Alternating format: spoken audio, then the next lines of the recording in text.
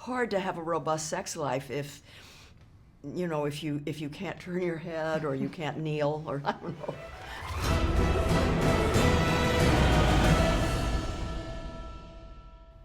So, have you read 50 Shades? I did. I read it when it first came out because I wanted to see what's the big deal. Oh. And you know, I've read a good deal of erotic novels, especially the L'Histoire d'O, the story of O, which is one of the great classic erotic novels. So this seemed a little tame to me, but I'm very glad it was written because I think that it was great for American women. It did kind of stir things up and titillate, and that's all good. You've always been kind of outspoken about these things. You're not afraid to talk about sex. Have you always been like that? Probably, yeah. Yeah. Do you have girlfriends like this that you sit down with and talk openly about sex and things like that? I have one girlfriend. Her name is Eve Ensler. She wrote the Vagina Monologues. Oh. And she and I have gotten down pretty graphically talking about our various relationships, yes, and laughing a lot about it.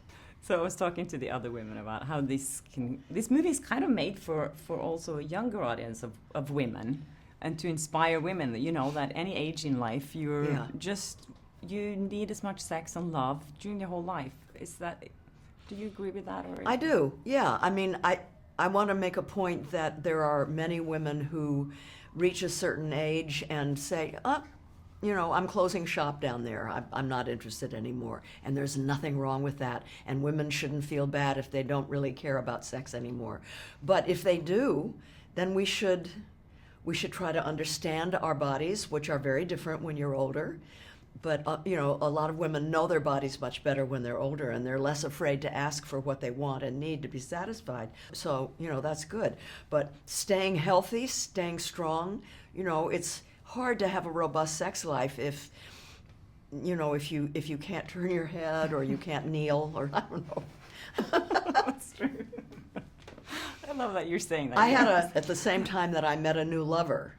This was like 8 years ago. And I did my rehab because in a new relationship, you have to be able to kneel. That's true. Yeah. You're so amazing.